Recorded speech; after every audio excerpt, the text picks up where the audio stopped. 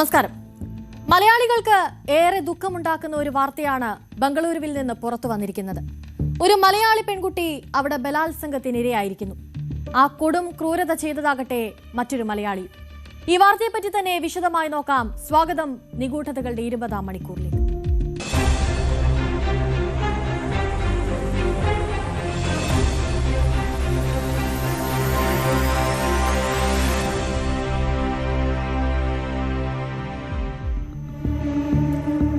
മുക്കിന് മലയാളികളുള്ള ഇന്ത്യയിലെ നഗരമാണ് ബംഗളൂരു. എവിടെ തിരിഞ്ഞു നോക്കിയാലും മലയാളികളെ കാണാം, മലയാളം കേൾക്കാം. കേരളത്തിലെ നഗരങ്ങളിൽ നിന്ന് ഏറ്റവും കൂടുതൽ സർവീസ് നടത്തുന്ന ദീർഘദൂര ബസ്സുകളും ഈ നഗരത്തിലേക്കാണ്. പഠിക്കുന്നവർ, ജോലി ചെയ്യുന്നവർ, പ്രൊഫഷണലുകൾ എന്നിങ്ങനെ ബംഗളൂരു നഗരത്തിന്റെ തുടുപ്പിനൊപ്പം നടന്നു നീങ്ങുന്നവർ. എന്തിന് സ്വിഗ്ഗിയും സൊമാറ്റോയും ഡെലിവറി ചെയ്യുന്നവരിൽ പോലും മലയാളികളുണ്ട്. ഇത്രയധികം മലയാളിത്തമുള്ള ഈ നാട്ടിൽ നിന്ന് ഇന്ന് കേരളത്തെ ആകെ ഞെട്ടിക്കുന്ന ഒരു വാർത്ത വന്നു. ബംഗളൂരുവിൽ പഠിക്കാൻ വേണ്ടി കോട്ടയത്ത് നിന്ന് പോയ 20 വയസ്സുകാരി സുഹൃത്തുക്കളുടെ താമസ സ്ഥലത്ത് വെച്ച് ബലാത്സംഗത്തിനിരയായി. സംഭവം നടന്നത് 11-ാം തീയതി അർദ്ധരാത്രിയാണ്. പ്രതിയും മലയാളി തന്നെ, വയനാട് ബത്തേരി സ്വദേശി ഹൈനസ്. കൂട്ടുകാരുടെ കൂട്ടുകാരിയോട് കൊടും ക്രൂരത കാട്ടിയ ഈ പ്രതിയെ ഇതുവരെ പോലീസിന് പിടിക്കാനായിട്ടില്ല. അതേസമയം കേസിൽ പോലീസ് ഹൈനസുമായി ഒത്തുകളിക്കുന്നുണ്ടെന്നും പരാതിക്കാരി ആരോപിക്കുന്നുണ്ട്.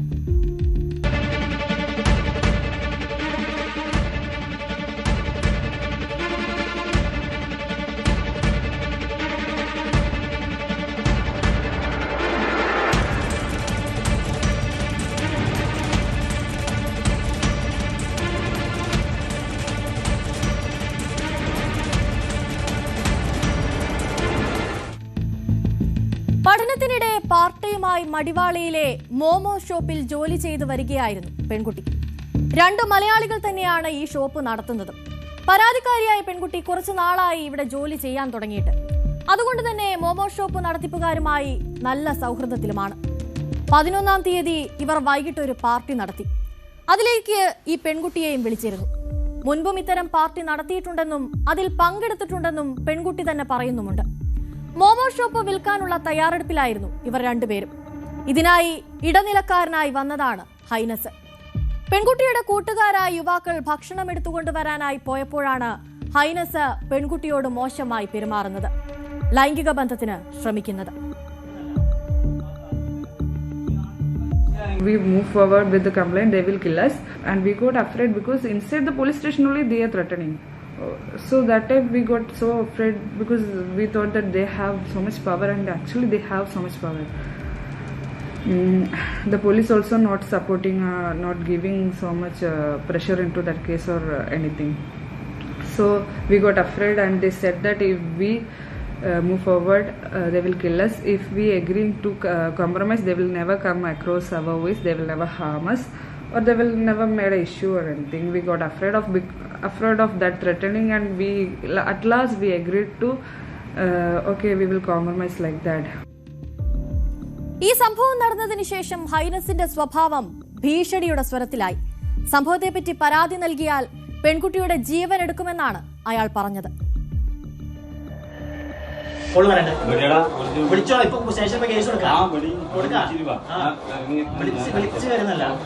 അത് അതിനെ നീയാണ് കഴിച്ചില്ലേ, നീ വലിയ പടച്ചുവാണ്, പക്ഷെ പുറത്തു വന്നല്ലേ.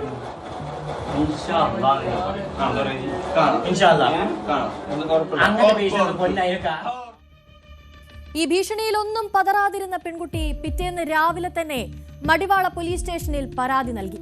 പക്ഷേ പരാതി സ്വീകരിക്കാൻ പോലീസുകാർ തയ്യാറായില്ല.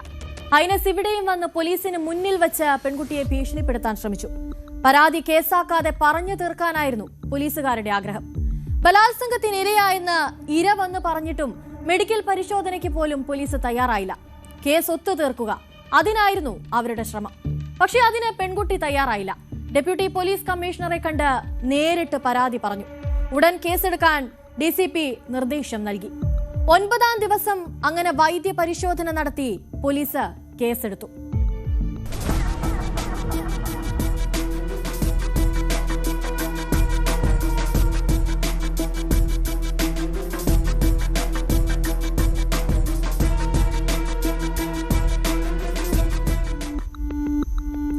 ഏതാണ്ട് ഈ പെൺകുട്ടിയുടെ മകളുടെ പ്രായത്തിലുള്ള അത്രയും പ്രായം എത്താത്ത നിരവധി പെൺകുട്ടികളാണ് പഠിക്കാനും ജോലിക്കുമൊക്കെയായി ബംഗളൂരുവിലെത്തുന്നത്. കേരളത്തിൽ നിന്നാണ് ഏറെ പെൺകുട്ടികളും എത്തുന്നത്. ബംഗളൂരുവിൽ ഇവരുടെ സുരക്ഷ എത്രമാത്രമെന്ന് സംശയമുണ്ടാക്കുന്നതാണ് ഈ സംഭവം. വേഗവും തിരക്കും കാരണം രാവു പകലാകുന്ന നഗരത്തിൽ പെൺകുട്ടികൾക്ക് സുരക്ഷിതത്വം ഉറപ്പാക്കണം. അതിന് അവിടുത്തെ സുരക്ഷാ ഉദ്യോഗസ്ഥർക്ക് കഴിയണം. ഈ പെൺകുട്ടിയോട് കാണിച്ചതുപോലുള്ള നീതികേട് ഇനി ആരോടും ഉണ്ടാകരുത്. അനുവാദമില്ലാതെ ശരീരത്തിൽ തൊടുന്നവർ ആരായാലും അവരെ വെറുതെ വിടരുത്. പക്ഷേ ഈ കേസിൽ നടന്നത് നീതിക്ക് നിരക്കുന്നതല്ല. പ്രതിയും ഒരു മലയാളിയാണ്. പക്ഷെ അവിടെ നമ്മുടെ മലയാളി ബോധം അയാൾക്കൊപ്പമല്ല.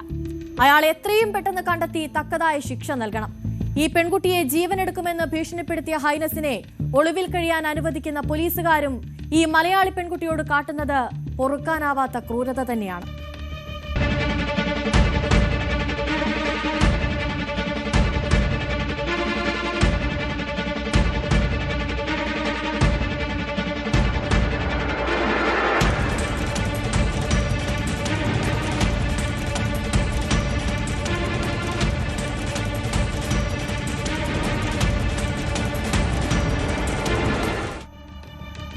ഇനി 20th അവർ പോകുന്നത് ഡൽഹിയിലേക്കാണ്. ഡൽഹിയിൽ ജോലി കഴിഞ്ഞെത്തിയ ഗൃഹനാഥൻ കണ്ടത് ജീവനറ്റ് കിടക്കുന്ന ഭാര്യയെയും മകനെയുമാണ്. മോഷണമാണ് കൊലപാതകത്തിന് പിന്നിലെന്നാണ് പോലീസ് കണ്ടെത്തൽ. കൊലപാതകം നടക്കാനുണ്ടായ സാഹചര്യത്തെപ്പറ്റിയും കൊലപാതകികളെ പറ്റിയുമുള്ള അന്വേഷണത്തിലാണ് ഇപ്പോൾ പോലീസ്.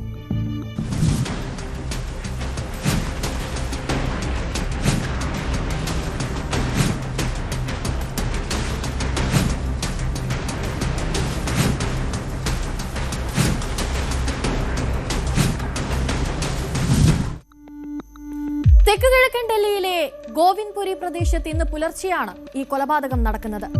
ശാരദാ സാഹു എന്ന വീട്ടമ്മയും 13 വയസ്സുള്ള മകനുമാണ് മോഷ്ടാക്കളുടെ ആക്രമണത്തിൽ കൊല്ലപ്പെട്ടത്. സമീപത്തെ മാർക്കറ്റിൽ പച്ചക്കറിയും പഴവുമൊക്കെ വിൽക്കുന്ന ആളായിരുന്നു ശാരദാ സാഹുവിന്റെ ഭർത്താവായ വിഷ്ണു സാഹു. പതിവ് പോലെ തന്നെ ജോലിയൊക്കെ കഴിഞ്ഞ് രാത്രി ഏകദേശം 12:30 വിഷ്ണു വീട്ടിൽ തിരിച്ചെത്തിയപ്പോൾ കാണുന്നത് ജീവനറ്റ് ചോരയിൽ കുളിച്ചു കിടക്കുന്ന ഭാര്യയെയും മകനെയുമാണ്. വിഷ്ണു വീട്ടിലെത്തിയപ്പോൾ കാണുന്നത് വീടിന്റെ പ്രധാന വാതിൽ പുറത്തുനിന്ന് പൂട്ടിയ നിലയിലായിരുന്നു. അപ്പോൾ തന്നെ എന്തൊക്കെയോ അനിഷ്ട സംഭവങ്ങൾ നടന്നതായുള്ള സൂചന വിഷ്ണുവിന് ലഭിച്ചിരുന്നു. വീടിനുള്ളിൽ കയറിയപ്പോഴാണ് ഒന്നിലധികം കുത്തേറ്റ നിലയിൽ മരിച്ച് മരവിച്ച് കിടക്കുന്ന ഇരുവരെയും വിഷ്ണു കാണുന്നത്. 12:30 बजे की बात है। 12:30 बजे मेरा भाई बाजार से आया, सब्जियां बेचता है। बाजार से आया, फिर उसने 12:30 बजे देखा।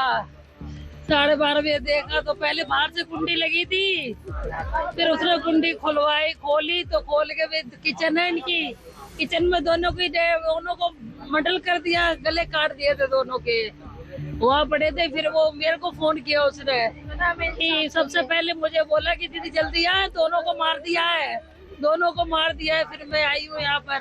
मेरे भाभी का मर्डर कर दिया और भतीजे का मर्डर कर दिया, और घर में जितने सामान थे सब लोग लूट के ले गए। सोना वगैरह था और 8-10 लाख रुपए कैश था, वो कमेटी उठा के भाई ने रखी थी, वो सब लेके। और करीब हमारे भाई फोन आया 1 बजे की हमारे पास कि घर पे ऐसे बात हो गई है, तो हम संग में से भगते हुए आए हैं। तो हमने देखा था भाभी और भाती हमारे दोनों खत्म मिले थे। लड़की की उम्र 13 साल है और भाभी की उम्र करीब 45-46 के करीब होगी। സംഭവം നടന്ന പുലർച്ചെ 1:15 വിഷ്ണു പോലീസിനെ വിവരം അറിയിക്കുന്നത്. പോലീസ് എത്തി നടത്തിയ പരിശോധനയിൽ വീട്ടിൽ മോഷണം നടന്നതിന്റെ തെളിവുകൾ അവർ കണ്ടെടുത്തു. വീട്ടിലെ അലമാരകളിൽ നിന്ന് പണവും ആഭരണങ്ങളും നഷ്ടപ്പെട്ടിട്ടുണ്ട്.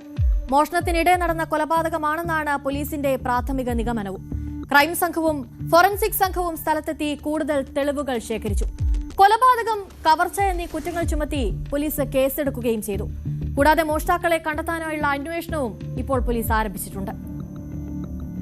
भाई हमारा सब्जी का काम करता है, घर पे कोई था नहीं, दोनों थे, माँ बेटे दोनों थे।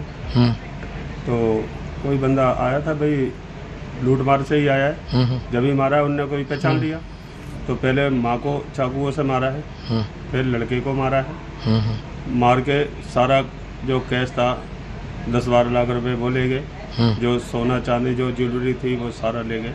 अब ये तो जी कोई पता ही नहीं, अभी ये तो पता लगेगा जी आगे था कौन। यहाँ करीब इन्हें 15 साल हो गए रहते हुए। अपना खुद का मकान है, कोई ये नहीं किसी से, जहाँ तक है किसी से कोई दुश्मनी नहीं जी, लड़ाई झगड़ा किसी से नहीं, सबसे मिल के रहते थे, निरंकारी थे। अपने ये कौन सी जगह है? ये गोविंदपुरी गली नंबर 10। ഈ കൊലപാതകത്തിൽ വൈകാതെ തന്നെ ഒരു തുമ്പ് കണ്ടെത്താൻ പോലീസിന് സാധിക്കുമെന്ന് നമുക്ക് പ്രതീക്ഷിക്കാം. മോഷ്ടാക്കൾ പോകാനിടയുള്ള സ്ഥലങ്ങളും സ്ഥലത്തെ പ്രധാന ക്രിമിനലുകളുടെ അടക്കം സംശയനിഴലിൽ നിർത്തിക്കൊണ്ടാണ് ഇപ്പോൾ അന്വേഷണം പുരോഗമിക്കുന്നത്. कल रात को करीबन 1 बजे के आसपास ये जानकारी में आया था कि यहाँ पे एक वारदात हुई है। वारदात की जानकारी मिलने के बाद तमाम पुलिस ऑफिसर्स, सीनियर अधिकारी यहाँ पहुँचे, डीसीपी साहब खुद पहुँचे। एक महिला है जो 42 साल की हैं, उनका बच्चा है जो 15 साल का है, उनकी हत्या हुई है। इनके जो हस्बैंड हैं वो फ्रूट और वेजिटेबल्स की मार्केट्स में जाके अपना दुकान लगाते हैं। इसमें जो भी एंगल्स हैं हम सारे एंगल्स पे भी काम कर रहे हैं। बहुत सारे एंगल्स अभी तक हमें पता लगे हैं, तो उन सब एंगल्स पे जांच की जा रही है। तो विश्वास है कि हम जल्दी इसको वर्कआउट कर लेंगे। अभी हम अभी तक की जांच से कुछ दूसरे एंगल्स हैं उन पे मुझे ज़्यादा वो लग रहा है, रादर देन सामान ले जाना। कुछ सामान मिसिंग की बात आई है, वो भी चेक किया जाएगा, बट जो अभी तक की जांच में कुछ जो दूसरे एंगल्स हैं उन पे ज़्यादा मुझे लगा। सीसीटीवी ढूंढ रहे हैं हम, कुछ सीसीटीवी हमें मिले हैं, उसमें कुछ लोग हैं जिनको हम आइडेंटिफाई करने की कोशिश कर रहे हैं, बट वो भी अभी इन्वेस्टिगेशन का पार्ट है, बहुत ही प्राइमरी इन्वेस्टिगेशन है। जो खास बात ये है कि जो एंट्री हमें लग रही है वो फ्रेंडली लग रही है। शायद एक आदमी है या मैक्सिमम 2 आदमी हो सकते हैं जिसने घटना को अंजाम दिया है। जैसा कि मैंने बताया कि बहुत सारे एंगल्स पे हम काम कर रहे हैं, उसमें एक ये बहुत महत्वपूर्ण कड़ी है कि जो एंट्री है वो फ्रेंडली लग रही है। ഇത് ആസൂത്രിതമായി നടത്തിയ ഒരു മോഷണമാകാമെന്ന സംശയവും നമുക്ക് തള്ളിക്കളയാൻ സാധിക്കില്ല. അതുകൊണ്ട് തന്നെ പ്രദേശത്ത് നിന്ന് തന്നെയുള്ള ആളുകളാണോ കൊലപാതകം നടത്തിയത് എന്ന സംശയവും ഇപ്പോൾ ബാക്കിയാവുകയാണ്.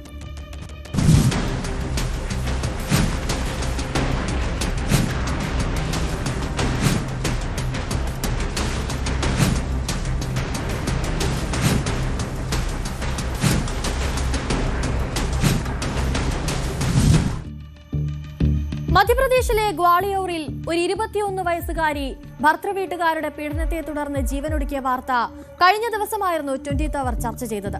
സ്ത്രീധന പീഡന മരണങ്ങൾ ആവർത്തിക്കുന്നു എന്നതിന് ഇപ്പോഴിതാ മറ്റൊരു ഉദാഹരണം കൂടി.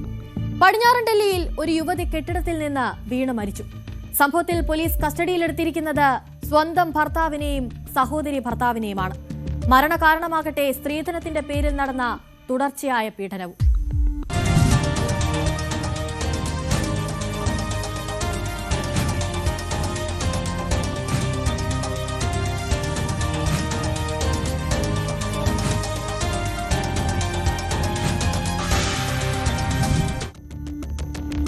പടിഞ്ഞാറൻ ഡൽഹിയിലെ ഇന്ദർപുരിയിലെ താമസക്കാരിയായ വീണാകുമാരി എന്ന യുവതിയാണ് കൊല്ലപ്പെട്ടത്. ഏകദേശം 5 വർഷത്തോളമായി വീണയും രാജുവും തമ്മിലുള്ള വിവാഹം കഴിഞ്ഞിട്ട്.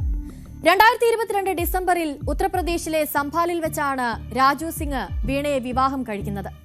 വിവാഹം കഴിഞ്ഞ് കുഞ്ഞുണ്ടായി 6 മാസത്തിനു ശേഷമാണ് വീണയും ഭർത്താവ് രാജുവും ഡൽഹിയിലേക്ക് താമസം മാറുന്നത്. വിവാഹം കഴിഞ്ഞ് മാസങ്ങൾ പിന്നിട്ടപ്പോൾ തന്നെ ഭർത്താവിന്റെ ഭാഗത്തു നിന്നും വീണയ്ക്ക് സ്ത്രീധനത്തെ ചൊല്ലി വലിയ തരത്തിലുള്ള പീഡനങ്ങൾ നേരിടേണ്ടി വന്നിരുന്നു.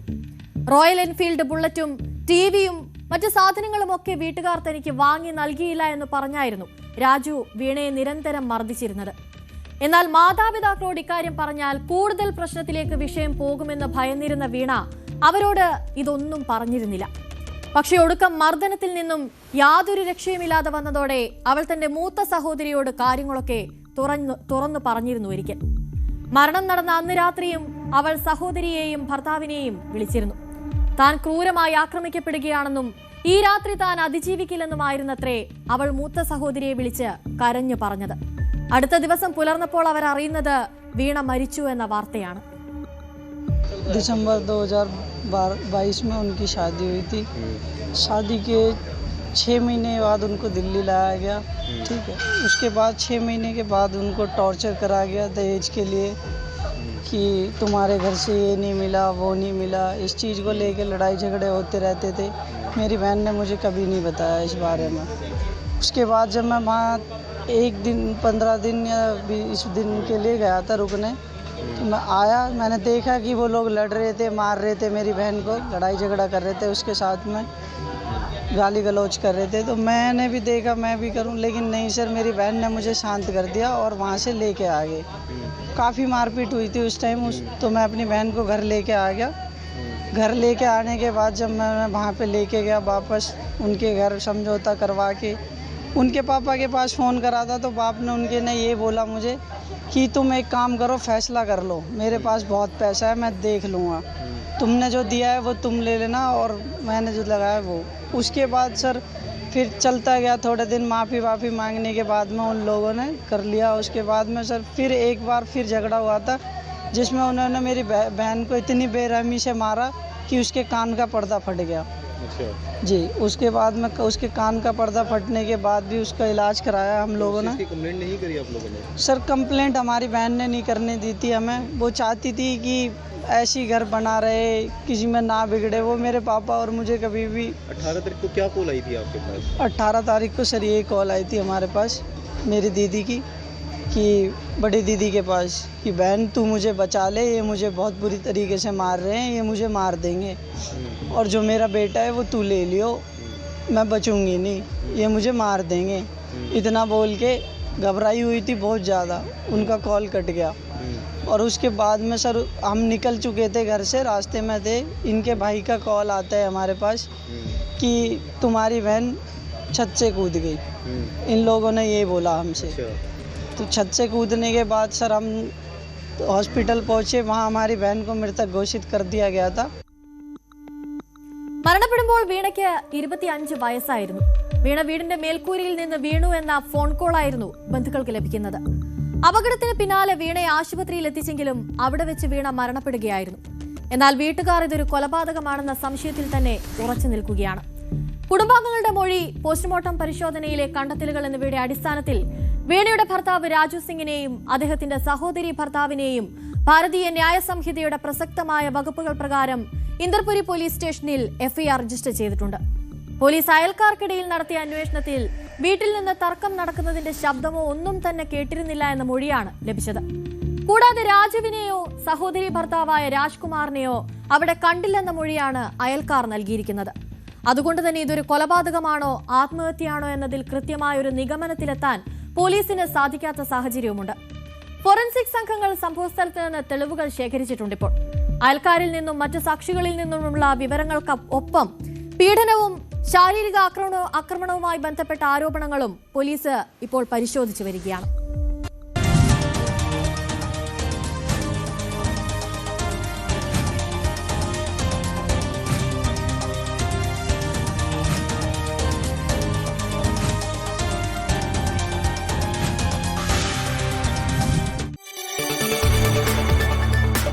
കൂടുതൽ വാർത്തകൾക്ക് news 18 Keralam YouTube channel subscribe ചെയ്യുക.